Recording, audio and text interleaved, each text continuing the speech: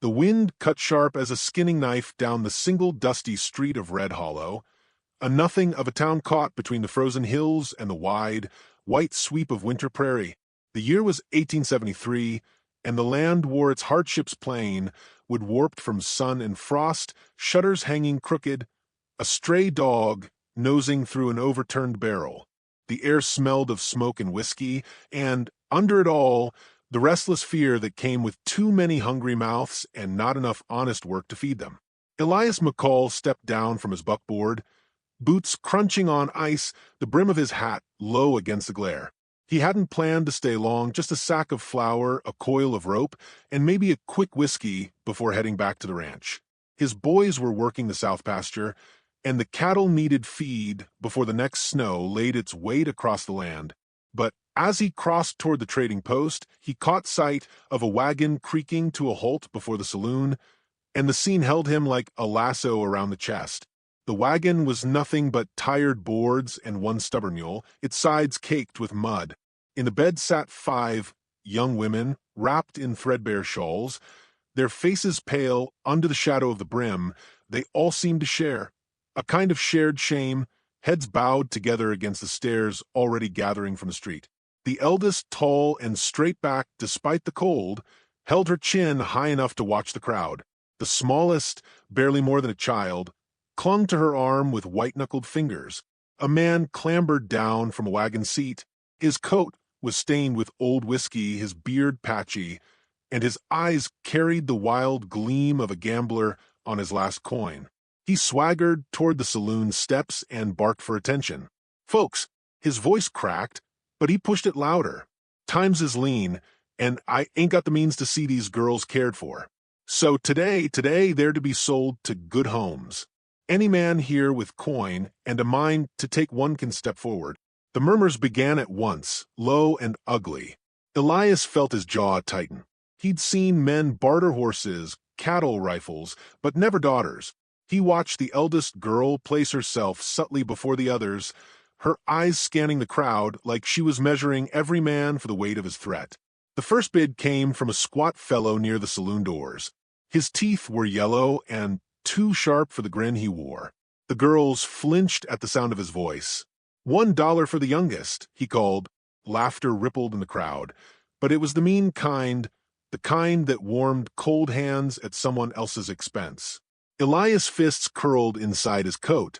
He told himself to walk away. This wasn't his fight, wasn't his blood. But he couldn't stop looking at the way the smallest girl's eyes darted to the street as though she'd run if she thought she could survive the cold. The bids climbed, uneven and cruel. $2, $2.50.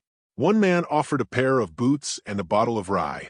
The father, if he could still be called that, took them all in stride, nodding, playing the crowd, coaxing for more coin. When the eldest girl came to the turn, the offers changed. Less laughter now, more whispers.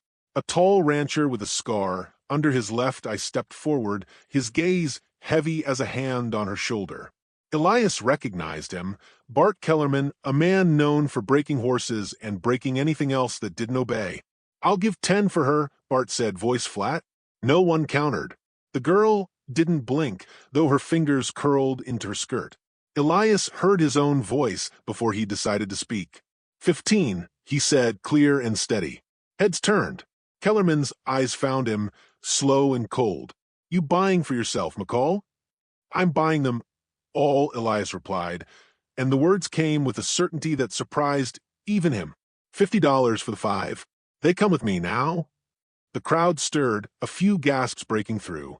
The father blinked, as if the number had knocked some of the whiskey out of him. Then his face split in a smile too wide to trust. 50 it is. Load 'em up, they're yours. Kellerman stepped closer, the leather of his coat creaking. "Ain't how it works, Elias. We was bidding one at a time." "Not anymore," Elias said, meeting his stare. "You want to argue, we can settle it outside of bids." The silence that followed was thick enough to weigh the air. Finally, Kellerman snorted and stepped back, though the promise in his eyes was plain as day. "This ain't over." Elias ignored him and walked to the wagon. Up close, the girls looked thinner than he'd thought. Hunger had carved lines in their faces no age should carry. The eldest met his gaze. "Why?" she asked, her voice low. "Because no one else here would do right by you," he said. "My name's Elias McCall. You're coming with me." They climbed down one by one, moving stiff from the cold. The youngest kept her face hidden. The second eldest, with hair the color of autumn wheat, carried herself with a defiance that reminded Elias of a young mare, ready to bolt or bite, depending on the hand offered. They followed him through the street to his wagon, the crowd parting but never silent. The weight of eyes tracked them all the way to the edge of town. Elias could hear Kellerman's low voice behind him, speaking to two men he didn't recognize. It carried the tone of a debt not yet called in. By the time the wagon reached the open prairie, the sun was sinking, a thin strip of gold between the hills. The wind had teeth now, pulling at scarves and coats. None of the girls spoke for the first mile, but Elias could feel their unease crowding the air. The eldest finally said, "My name's Clara. These are my sisters, Martha, Ruth, Elsie, and Annie." She gestured from oldest to youngest, and each gave a small nod, though Annie kept her gaze on her lap. "You'll be safe at the ranch," Elias said. "I've 3 sons, grown men, James, Caleb, and Levi. They'll help you find your footing." Clara's mouth twitched like she wanted to believe him, but didn't know how yet. "Safe," she repeated, tasting the word. Night had nearly fallen when the lights of the McCall ranch flickered ahead, a warm glow against the snow-patched ground. The big house stood firm against the wind, its walls dark pine, smoke curling from the chimney. A barn sat nearby, and beyond that a scatter of outbuildings and corral fences, all dusted white. The sons came out as Elias drew up. James, the eldest, had his father's steady eyes and a frame built for hard work. Caleb was leaner, with a half-smile that came easy but didn't show now. Levi, the youngest, had restless hands and watchful eyes. "What's this?" James asked, scanning the sisters as they stepped down. "Guests," Elias said. "They'll be staying." Caleb frowned. All of them?" "All of them," Elias confirmed, and there was no space in his tone for argument. Introductions were awkward, a stiff nod from James, a polite but guarded smile from Levi, and a quick glance from Caleb to Martha that she met with a raised brow. The cold pressed in, and Elias waved them toward the door. Inside, the heat from the hearth met them like a held breath finally let go. The big front room smelled of wood smoke and fresh bread. Elsie lingered near the fire, rubbing her hands together. Annie edged closer to Clara, eyes still darting to every shadow. "You'll have food, a bed, and work to do," Elias told them. "Nobody here will harm you. That's my word." Clara met his gaze again, studying him like she was weighing the worth of that promise. "We've heard promises before," she said softly. "I ain't those men," Elias replied.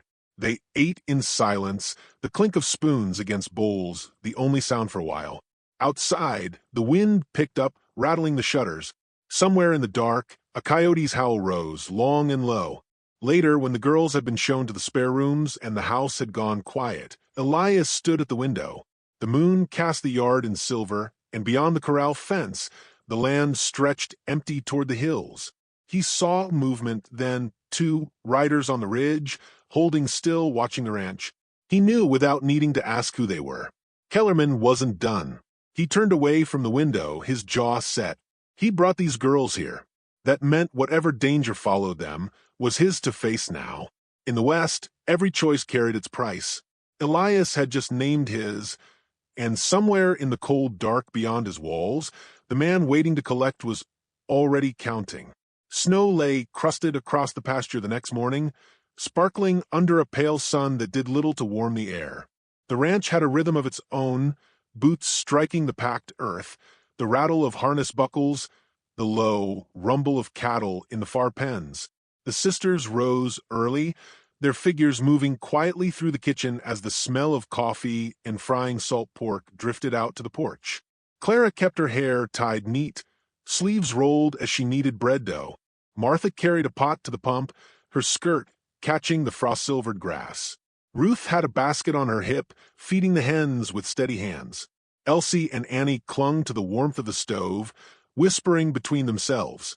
Elias watched them from the doorway, the steam from his mug curling into the cold air. He was measuring more than just the work they did. He was gauging how they settled, how they carried themselves now that the fear of the auction was behind them. His sons watched, too, though each in his own way. James spoke the least, but when Clara reached for a heavy flour sack, he was already there to take it from her without a word. Caleb's eyes lingered on Martha, and though she tossed him a remark sharp enough to draw a grin, she didn't seem to mind his company. Levi, ever restless, coaxed Ruth into the barn, showing her the gentle mare that might suit her if she learned to ride. By mid-morning, a messenger from town rode in.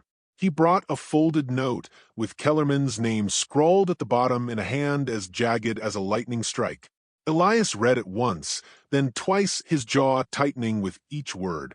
It was dressed up like business, a suggestion they meet to discuss terms over what had happened at the auction, but there was no mistaking the threat curled inside. Elias burned the note in the hearth before the sisters could see it. The man wasn't interested in talk. He wanted to make an example of Elias for shaming him in front of the town. Trouble was coming. He found James in the barn, tightening a saddle cinch. Kellerman's not letting this lie, Elias said. James's hands stilled on the leather. We figured.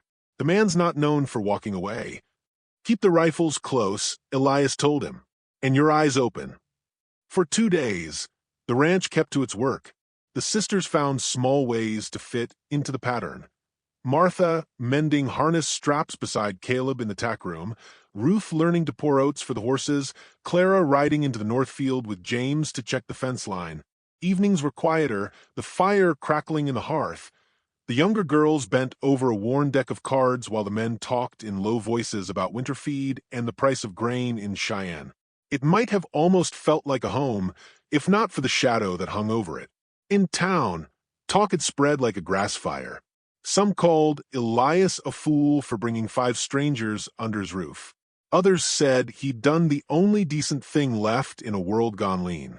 Kellerman's name was on everyone's tongue, his promise to set things right, repeated in saloons and back rooms. Late one afternoon, Elias hitched the wagon for a trip into Red Hollow, needing supplies before the next cold snap. Clara asked to ride along, saying she wanted to send a letter to a cousin in Denver, someone she hadn't seen in years, but still thought might care to know they were alive. The streets of town were half buried in slush, the snow churned brown by wagon wheels and boots. Men leaned against posts outside the saloon, watching as Elias and Clara passed. The post office sat between the blacksmith and a feed store, its windows fogged from the heat inside. Elias left Clara at the counter with her letter and stepped into the saloon across the street for a quick drink before heading back. He didn't get one. Kellerman was there, seated at a table near the back, 2 men flanking him like barn doors. The talk in the room dimmed as Elias walked in. Kellerman didn't stand. He just looked Elias over with that slow, measuring gaze. You made a show of yourself, McCall, he said, buying what wasn't yours. They're not property, Elias said, voice flat. Kellerman's grin was all teeth. Everything's property out here, if you can hold it. I'm here to tell you, your grip's not as tight as you think. One of the men beside him leaned forward, hand near his belt. The room had gone still enough that Elias could hear the creak of the floorboards under his own boots. This your idea of talkin'? Elias asked. This is me letting you know there's a choice, Kellerman replied. Send the girls back. Or I take him. Only one of those ends with you breathing. Elias didn't give him the satisfaction of an answer. He turned and walked out, the heat of Kellerman's eyes on his back like a brand. Clara was waiting by the wagon, let her clutch tight. She didn't ask what had happened, but she saw enough in his face to know it wasn't good. Back at the ranch that night, the fire burned low, and the talk was quieter than usual. Elias told his sons what was coming. James set his jaw. Caleb's grin faded. Levi leaned forward, eyes sharp in the firelight. Let him come, Levi said. We'll see how he likes the welcome. It came sooner than any of them expected. 2 nights later, with the sons away moving cattle to the sheltered pasture, the dogs began barking. Clara was the first to the window. Shapes moved in the snow. 3 riders, their silhouettes sharp against the pale drift. Elias stepped onto the porch, rifle in hand, the cold biting through his coat. Kellerman's men didn't bother with pleasantries. A shot cracked the night air, splintering the post beside Elias's head. He fired back, the muzzle flash lighting the yard in a quick, brutal bloom. Clara pulled Martha and the younger girls inside, shoving the bolt on the door. Another shot shattered the front window, glass scattering across the floorboards. Elias worked the rifle smooth, dropping one man from the saddle. The others wheeled back, toward the dark, their shouts fading into the wind. The whole thing had lasted less than a minute, but the danger it promised was still heavy in the air. Martha's hands shook as she swept glass from the floor. Annie huddled under the stairs, her eyes wide and unblinking. Ruth stood by the door, holding a kitchen knife like she meant to use it. Clara moved among them, her voice steady even as her hands trembled. "They'll be back," Elias said when the room had settled, "and they won't come light next time." The next day, he walked the fence line with James, who'd returned with the cattle at dawn. The cold was sharp enough to sting the lungs, but Elias spoke his mind plainly. "They can't keep living in fear, waiting on the next knock at the door," Elias said. "You boys know what that means." James nodded slowly. "You're thinking marriages. It gives them the McCall name, puts them under our legal protection. Town will think twice about siding with Kellerman if it means crossing all of us." When Elias put the idea to the sisters that evening, the reactions came as expected. Clara listened without speaking, her eyes on the fire. Martha arched a brow, lips curling in a half-smile. "That your way of making sure we stick around?" she asked Caleb, who only shrugged, but the corner of his mouth lifted. Ruth flushed pink and glanced toward Levi, who busied himself with sharpening a knife but didn't hide the faint grin tugging at his face. Elsie and Annie sat close together on the settee. "We're too young," Elsie said firmly. Elias nodded. "You'll stay here under my care until you're grown. This isn't about forcing anyone. It's about giving you a place that's yours." Clara finally spoke. "And if we say no?" "Then you say no," Elias replied. "But Kellerman's not going away. I can fight him as long as I draw breath, but I can't promise he won't find a way past me." Silence followed, heavy as the snow building on the roof. It was Clara who broke it. "I'll marry James," she said, her voice steady, "if it means my sisters sleep without fear." Martha was next. "Caleb will do," she said, shooting him a grin that held more challenge than affection, but there was no refusal in it. Ruth hesitated, then gave the smallest nod toward Levi. "I think we'd suit." Elias felt something ease in his chest. The choice was theirs, and they'd made it. It wasn't love, not yet, but out here love had a way of growing in the spaces carved by hardship and trust. The following days passed in a strange mix of tension and preparation. Word reached town, and soon half of Red Hollow was talking about the McCall wedding. Some said it was a good match all around. Others muttered about Elias taking in strays and binding his sons to them. Kellerman was quiet, but the quiet had a weight to it, like the still air before a storm. One evening, Elias stood on the porch, the light from inside spilling over the snow. Clara came out, shawl tight around her shoulders. They watched the horizon together, the stars sharp as nails above the dark line of hills. "You think he'll come before the wedding?" she asked. "I think he'll come when he thinks we're not ready," Elias said. "And are we?" He looked at her, at the steel she carried under the gentleness, the way she held herself like someone who'd learned not to rely on promises, but still dared to hope. "We will be," he said. In the yard, the wind shifted, carrying the scent of wood smoke and something else, distant, faint, but enough to make Elias narrow his eyes. Trouble was out there, waiting for its moment, and when it came, the McCall ranch would be ready to meet it. The snow had begun again before dawn, fine as sifted flour and steady as the ticking of a clock. It clung to the pines beyond the yard, softened the lines of the barn and corrals, and muted the sound of the world to the slow rhythm of boots on packed earth. Inside McCall House, the smell of fresh bread and strong coffee filled the air. The wedding day had come. Elias rose early, as he always did, but there was a tightness in his chest that no stretch or swallow of coffee could ease. He stood at the window, Looking out over the yard where his sons were already moving, James hauling firewood to the porch, Caleb checking the hitch on the wagon, Levi brushing down the horses they'd ride into town.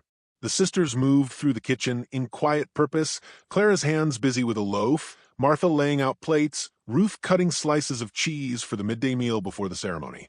Elsie and Annie trailed after them, helping where they could. It might have been a peaceful scene if not for the weight of unspoken expectation hanging in the air. Everyone knew Kellerman's silence these past weeks meant nothing good. Elias had not told the sisters how close the last ride-by had been, how he'd found boot tracks along the fence line 2 nights ago, or how one of the barn doors had been left swinging in the wind. He didn't want fear clouding their day. But his rifle leaned in the corner of the kitchen, loaded and ready. By noon, the snow had eased and a pale sun broke through. The family rode into Red Hollow together, bundled in wool and leather against the cold. The town was dressed for the occasion in its own rough way. Evergreen boughs nailed above the church doors, a scattering of ribbon in the windows. The minister, a stoop-shouldered man with more kindness than sermons in him, greeted them with a warm clasp of the hand. The vows were spoken simply, voices steady despite the cold breath curling from their lips. James and Clara, Caleb and Martha, Levi and Ruth stood side by side, the rings plain bands of silver that caught the winter light. There was no music, no grand speech, only the minister's quiet blessing and the murmur of witnesses who, despite themselves, seemed moved by the sight. Elias felt pride swell in his chest as the 3 couples stepped out into the afternoon light. For all the West could take from a man, there were still moments it gave back in full measure. But even as he shook hands with the townsfolk and accepted their well wishes, he kept his eyes on the edges of the crowd. Kellerman was nowhere to be seen. They left town before dusk, the wagon heavy with gifts of food, quilts, and a few small luxuries from neighbors who respected the McCalls more than they admitted. The snow began again halfway home, flakes swirling in the wind, the trail narrowing under white. Elias kept scanning the ridges. It happened so fast, there was barely time to shout. 6 riders broke from the tree line, their coats dark against the snow. The first shots came wild, one slamming into the wagon's side, another whining past Elias's ear. The horses reared, and Levi swung down from his saddle to steady them while Ruth clung to the seat beside him.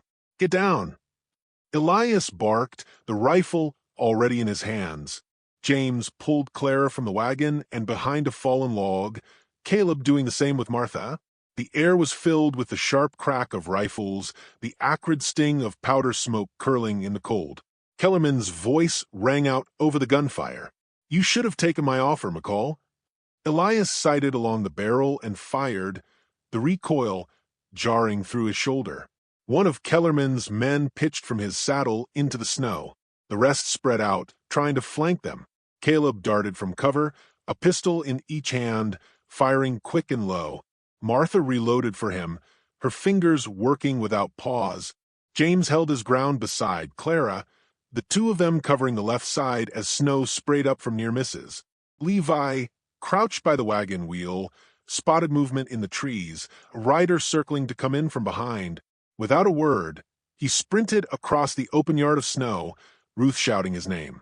He met the rider head-on, yanking him from the saddle in a tangle of fists and boots. The man went down hard, his weapon spinning away. Kellerman himself rode forward then, firing as he came. His horse snorted steam into the air, its hooves churning the snow. Elias stepped out from cover, rifle leveled. The 2 men locked eyes across the white expanse. "This ends here," Elias called. "It does," Kellerman answered, raising his gun. They fired at the same moment. Kellerman's shot tore through Elias's coat, a hot burn along his side. Elias's bullet struck true, slamming Kellerman back in the saddle before he toppled into the snow. The rest of his men, seeing their leader fall, wheeled their horses and fled into the trees. Silence returned, broken only by the ragged breaths of the living and the wind sifting snow across the fallen. Elias pressed a hand to his side, painful, but not deep. James was already moving to check him, Clara close behind. Caleb retrieved the scattered weapons. Levi dragging the captured man toward the wagon. They buried Kellerman in the frozen ground on the edge of the property, no marker save a pile of stones. Elias spoke no words over him. The West didn't offer eulogies for men who'd made their living by the misery of others. That night, the family gathered around the long table in the ranch house. The fire blazed high, pushing back the cold. The new brides sat beside their husbands, the younger sisters flanking them. There was food enough for all: bread, roasted meat, and even a pie someone in town had slipped into the wagon before they left. The laughter came slowly at first, like a creek thawing after a long freeze, but it came. Martha teased Caleb about nearly losing his hat in the fight, and he claimed it was a tactical maneuver. Levi told Ruth she'd better learn to shoot straight if she meant to stay on the ranch, and she answered that she'd aim for him first. Even Annie smiled, her eyes free of the constant shadow they'd carried. Later, when the others had gone to bed, Elias lingered by the fire. Clara came to stand beside him, her shawl drawn tight. "You knew it would come to this," she said. "I figured it might," Elias admitted. "Out here, a man's got to be ready to hold what's his." "And us?" she asked, her gaze steady. "You're ours now," he said simply. "That means we fight for you. Same as we'd fight for blood." She nodded, a small smile touching her lips. "Then I reckon we'll do just fine." The wind rose outside, rattling the eaves, but it carried no threat now, only the restless voice of the plains. Kellerman was gone. The danger he'd carried with him was buried under stone and snow. But the West was wide, and Elias knew there would always be another trial on the horizon. For tonight, though the ranch was warm, the family whole, and the laughter of those he'd fought for still echoed in the rafters. He let that be enough. Some men measured their worth by the land they held or the cattle they branded. Elias McCall measured his by the lives he kept safe under his roof. And by that measure, this day, bloody though it had been, was a good one. Because in the end, the West wasn't just a place. It was a test, and the McCalls had passed it together.